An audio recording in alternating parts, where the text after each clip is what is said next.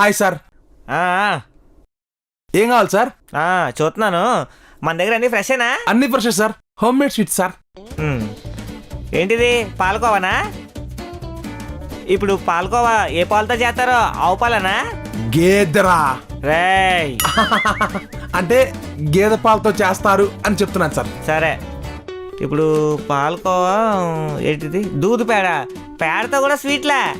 సర్లే, ఇప్పుడు అవన్నీ మనకెందుకు కానీ ఇప్పుడు ఈ పాలకోవాలో చాక్లెట్ ఫ్లేవర్ అని దొరుకుతుందా? చాక్లెటా సార్? వద్దులే, బాగోదు అనుకుంటా.